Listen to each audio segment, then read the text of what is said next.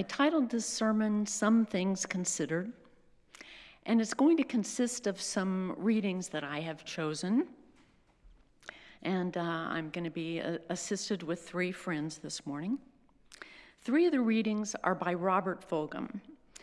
You may or may not be familiar with him, but he's written several books. He's an American author and a Unitarian minister.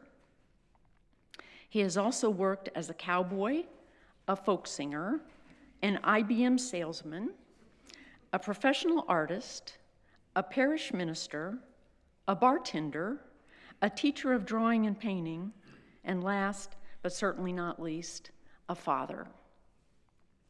And then the last reading is by Garrison, Keillor, who you may or may not be familiar with from Prairie Home Companion. So let's go to it.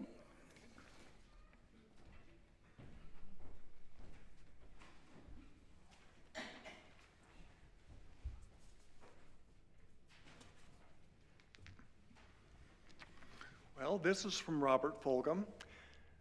Do you believe in God? Do you believe in God, Mr. Fulgham?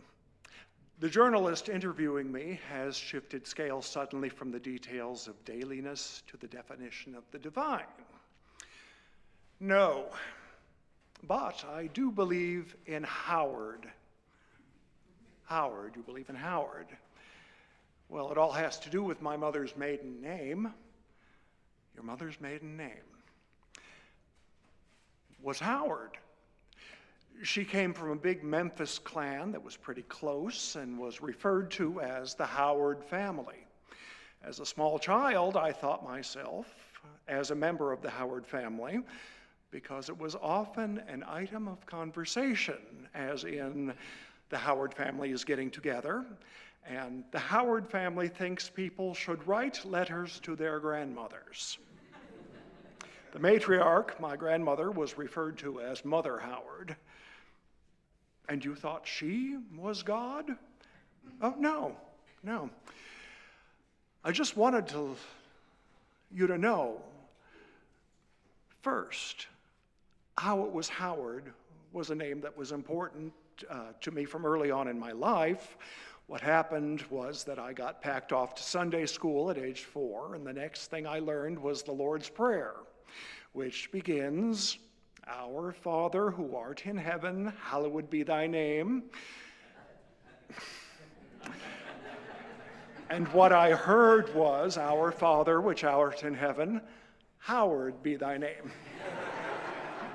And since little kids tend to mutter prayers anyway, nobody realized what I was saying, so I went right on believing that God's name was Howard. And believing I was a member of his family, the Howards.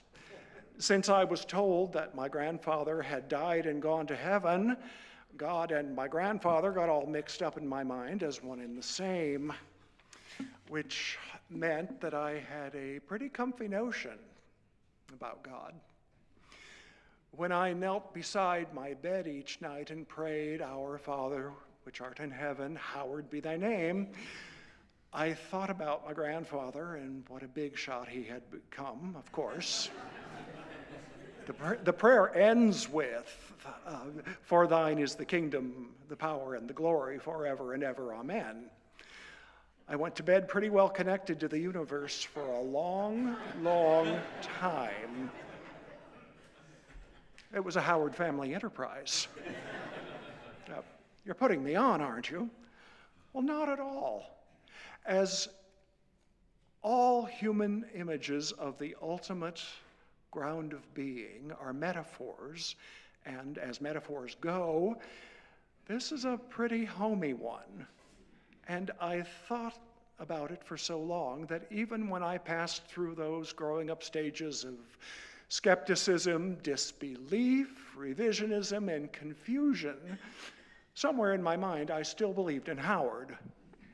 Because at the heart of that childhood image, there is no alienation. I belonged to the whole big scheme of things. I lived and worked and had my being in the family store. So do you still believe in Howard? I'll give you what may seem to be an enigmatic evasion, but it's the only answer I have to your question. It's a line from the writings of 13th century Christian mystic Meister Eckhart. The eye with which I see God is the very same eye with which God sees me. That's what I believe. Does that mean you are God? Yes and no. It depends. In some cultures, if a man says, I am God, he will get shunned or even locked up as crazy. In some other cultures, if a man says, I am God, people will say, what took you so long to find out? If you say you pray and talk to God, we will think of you as religious. If you say God talks to you, we will think of you as loony. Well, I'm not sure I understand. Well, consider it this way. It makes a big difference if you think of God as transcendent or immanent, as up there somewhere or present here. Howard is a transcendent image of God, the God of childhood, the man in the long white beard on the throne in heaven, up there somewhere else, separate from us, transcendent. On the other hand, if God is immanent, then there is no place God is not, and I am not separate from God. Hence, the eye with which I see God is the very same eye with which God sees me. No boundaries between God and me. And there was a long silence between us. The journalist smiled, and I smiled. She changed the subject. None of this discussion about Howard appeared in her article. I understand. Some things are hard to write about, hard to think about, hard to sort out. Maybe when she asked the first question, I just should have said yes, as a favor to her. But the truth is, I haven't finished thinking about God. The God of my childhood and the God of my middle age are mixed in with the God of wisdom that may yet come to me in my later years. Howard would understand.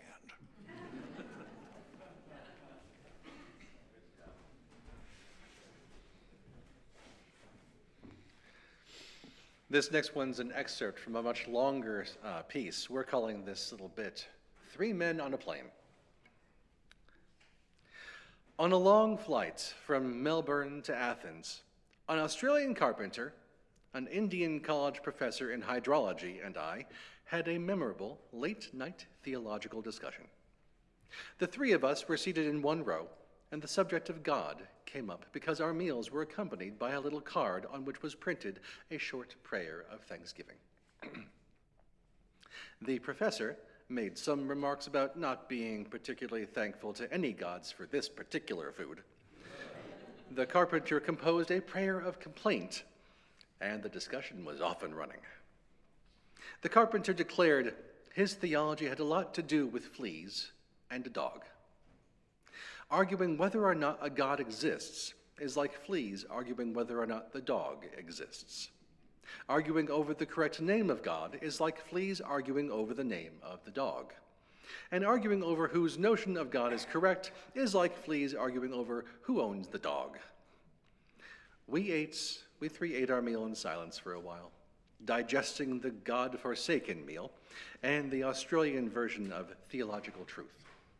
Later on, the Indian professor and I stood in the forward alcove of the 747 where the galley and the restrooms are, comparing the route map with what we could see out the porthole in the door. Across Australia, Indonesia, to Singapore, across Malaysia, India, Pakistan, Saudi Arabia, and into Athens, much of what we crossed was ocean. Theology again. The Indian professor of hydrology this time. Hydrology is the scientific study of the properties, distribution, and effects of water in the atmosphere, on the Earth's surface, and in the soil and rocks. He had this printed on his business card since he was always had to explain about hydrology. In sum, he's a water expert. He noted that we had just left a country where people worshiped the sun, on the beach with most or all of their clothes removed. And we were flying over countries whose people believed it was the will of Allah that women would be completely covered even on beaches. The name of God varies from country to country. The holy book was not the same. The rituals and dogmas and routes to heaven were not the same. And so certain were the followers of the different religions of their rectitude, they would gladly war with one another, kill each other, to have their beliefs and metaphors prevail.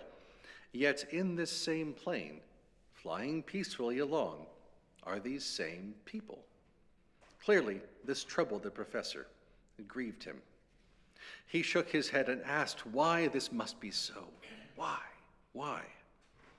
The professor pointed out the Indian Ocean beneath us at the moment. He spoke of water, his specialty. Water is everywhere and in all living things. We cannot be separated from water. No water, no life, period. Water comes in many forms: liquid, vapor, ice, snow, fog, rain, hail, but no matter the form, it's still water. Human beings give this stuff many names in many languages, in all its forms. It's crazy to argue over what its true name is. Call it what you will. There is no difference to the water. It is what it is. Human beings drink water from many vessels: cups, glasses, jugs, skins, their own hands, whatever. To argue about which container is proper for the water is crazy. The container doesn't change the water. Some like it hot, some like it cold, some like it iced, some fizzy, some with stuff mixed in with it, alcohol, coffee, whatever. No matter, it does not change the nature of the water. Never mind the name or the cup or the mix. These are not important. What we have in common is thirst. Thirst. Thirst for the water of life. As it is with water, so it is with God. I don't know much about God, said the professor of hydrology. All I know is water, and that we are momentary waves in some great everlasting ocean, and the waves and the water are one. And with that, he poured us each a paper cup full of water, and we drank.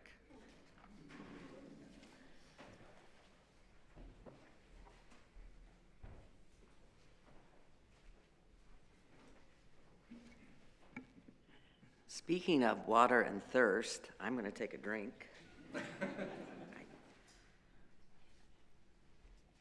You can too if you have it.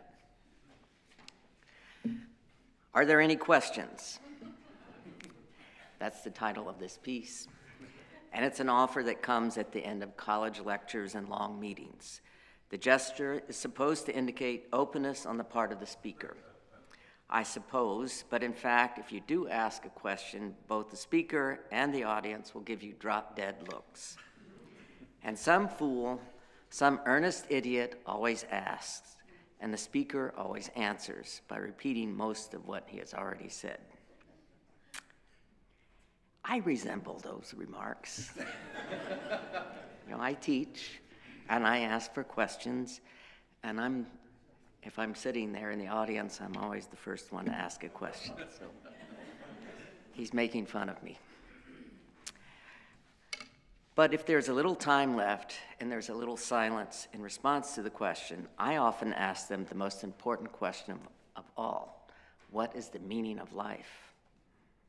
I've never done that. You never know. Somebody may have the answer, and I'd really hate to miss it because I was too socially inhibited to ask.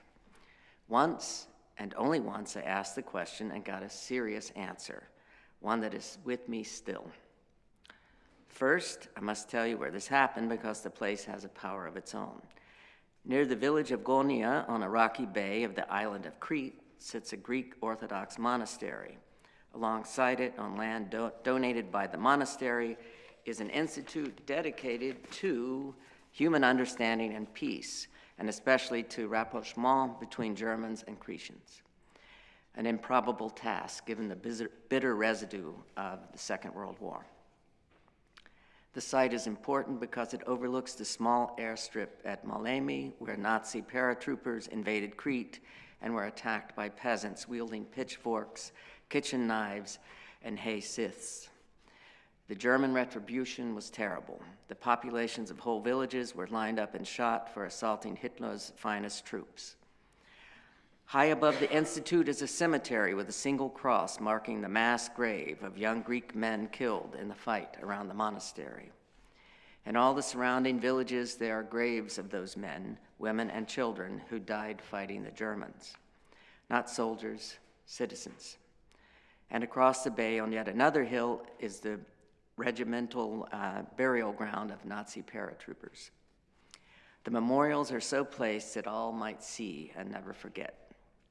Hate was the only weapon the Cretians had at the end, and it was a weapon many vowed never to give up. Never, never. Against this heavy curtain of history in this place where the stone of hatred is hard and thick, the existence of an institute devoted to healing the wounds of war is a fragile paradox. How has it come to be? The answer is a man, Alexander Papadeiros, a doctor of philosophy, teacher, politician, resident of Athens, but a son of this soil. At war's end, he came to believe that the Germans and the Cretians had much to give one another, much to learn from one another, that they had an example to set. For if they could forgive each other and construct a creative relationship, then any people could. To make a lovely story short, Papadeiros succeeded. The Institute became a reality, a conference ground on the site of horror, and it was in fact a source of productive interaction between the two countries. Books have been written on the dreams that were realized by the people who gave to this in this place. By the time I came to the Institute for a summer session, Alexander Papadeiros had become a living legend. One look at him and you saw his strength and intensity, energy, physical power, courage, intelligence, passion, and vivacity radiated from his person. And to speak with him, to shake his hand, to be in a room with him when he spoke was to experience his extraordinary humanity. Few men live up to their reputations when you get close. Alexander Papadeiros was an exception. At the last session on the last morning of a 2-week seminar on Greek culture led by intellectuals and experts in their fields who were recruited by Papadeiros from across Greece, Papadeiros rose from his chair at the back of the room and walked to the front, where he stood in the bright Greek sunlight on an open window and looked out. We followed his gaze across the bay to the iron cross marking the German cemetery. He turned and made the ritual gesture. Are there any questions? Quiet stilled the room. These 2 weeks had generated enough questions for a lifetime, but for now there was only silence. No questions? Papadeiros swept the room with his eyes. So I asked, Dr. Papadeiros, what is the meaning of life? The usual laughter followed, and people stirred to go. Papadeiros held up his hand and stilled the room and looked at me for a long time, asking with his eyes if I was serious, and seeing from my eyes that I was. I will answer your question. Taking his wallet out of his hip pocket, he fished into a leather billfold and brought out a very small round mirror, about the size of a quarter. He turned the mirror over in his fingers and began talking in a quiet, reflective voice. When I was a small child, during the war, we were very poor and we lived in a remote village. One day, on the road, I found the broken pieces of a mirror. A German motorcycle had been wrecked in that place. I tried to find all the pieces and put them together, but it was not possible. So I kept only the largest piece, this one, and by scratching it on a stone, I made it round. I began to play with it as a toy and became fascinated with the fact that I could reflect light into dark places where the sun would never shine, in deep holes and crevices and dark closets.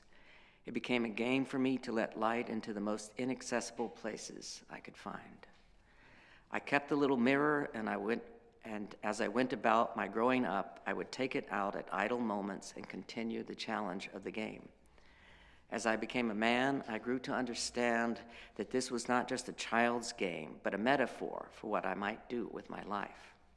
I came to understand that I am not the light or the source of the light, but light, truth, understanding, knowledge is there, and it will only shine in many dark places if I reflect it.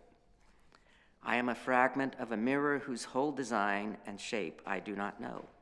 Nevertheless, with what I have, I can reflect. I can reflect light into dark places of this world, into the black places in the hearts of men, and change some of things in some people. Perhaps others may see and do likewise. This is what I am about. This is the meaning of my life. And then he took his small mirror and, holding it carefully, caught the bright rays of daylight streaming through the window and reflected them onto my face and onto my hands folded on the desk. Much of what I experienced in the way of information about Greek culture and history that summer is gone from memory, but in the wallet of my mind, I carry a small, round mirror still. Are there any questions?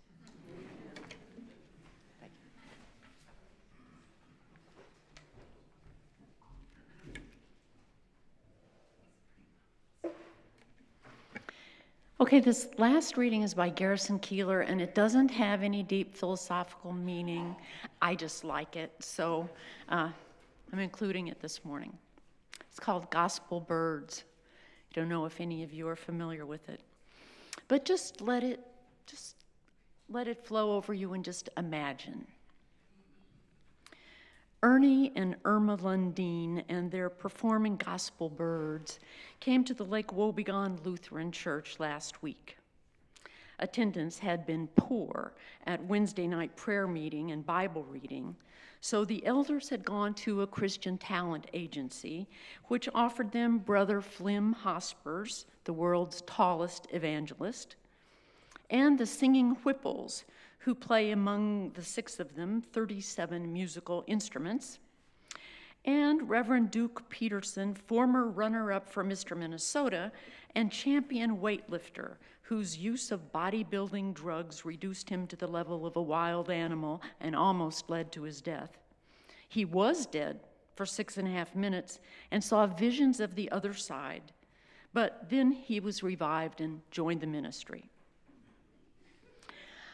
On Wednesday night, it was Ernie and Irma Lundeen and the performing gospel birds who walked into the sanctuary, a full house, each of them covered with birds, doves, canaries, parakeets, a couple of parrots, a crow. There must have been 40 birds perched on them, and all the birds were singing at the top of their voices. It was awesome, so beautiful. Then Ernie bowed his head to pray, and the birds were quiet, not a peep. And it was a long prayer. He prayed that those who had come to mock and scoff would have their hearts open to the message. That shut them up in the back, in the scoffer seats. The birds did some tricks. Some did acrobatics and walked a tightrope blindfolded, and the parrots talked Bible verses, and the canaries picked out a couple of hymns on a xylophone, which was nice. Ernie told the story of Noah. Meanwhile, Irma got the birds dressed as elephants and lions and llamas and horses and other animals, walking 2 by 2 into the ark, and then from the back of the sanctuary, and who knows how it got back there, a dove swooped over their heads and circled the room 3 times. And it descended on the ark, and the ark opened, and all the birds rose from it in a cloud. It was good. They did the Nativity, and the parable of the prodigal son, and the Last Supper, and you were sort of afraid they were going to do the crucifixion. But they skipped that and did the rapture instead, which was a lot like Noah's Ark, but with different lighting. Then the birds took up the collection. They flew around and took the dollar bills out of your fingers on the fly and brought them forward, which was pretty exciting. And someone held up a 50-cent piece, and a parakeet took that and lost altitude suddenly, but somehow made it back to port. It was about a 45-minute program, and everything in it was absolutely memorable. Ernie and Irma talked about when they were children, which was sad. They were poor and they were lonely, and birds were so lovely and graceful and free. Ernie said he sat and watched birds for hours, and then one day a bird landed on his shoulder, and he felt it was the Holy Spirit blessing him in some mysterious way that he couldn't understand but could only accept. For God's eye is on the sparrow. God knows if a sparrow falls, so we know that God is watching over us. And then 4 parakeets picked out that hymn on tiny silver bells. I sing because I'm happy, I sing because I'm free, for his eye is on the sparrow, and I know he watches me. It was lovely, 2-part harmony. And then Ernie said, and now to close our program, I'd like for you to feel that same thrill I felt when the bird landed on my shoulder. I'd like every head bowed and every eye closed as all of us contemplate God's great love in our lives. And when the bird comes to you and lands on your shoulder, if you feel that special blessing in your heart, I'd ask you to stand at your seat. You don't need to come forward. Just stand where you are. And now, the blessing of the birds. Now, the Lutherans of Lake Wobegon are a very cautious bunch, and it lent a certain excitement to meditation to close your eyes knowing that a bird was about to land on you and wondering which one. Minutes passed in silence as people got down to the business of meditation, and thoughts of divine providence came to mind. Ways in which their lives had been supported and upheld by powerful love outside themselves. Powerful evil resisted despite the desire to follow it. Acts of love and kindness they had felt called to despite embarrassment. And more than that, a presence of grace in the world that is almost beyond our comprehension.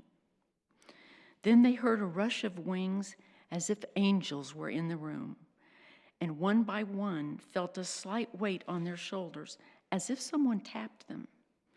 And one by one stood, eyes closed, and felt not only touched by this, but filled somehow.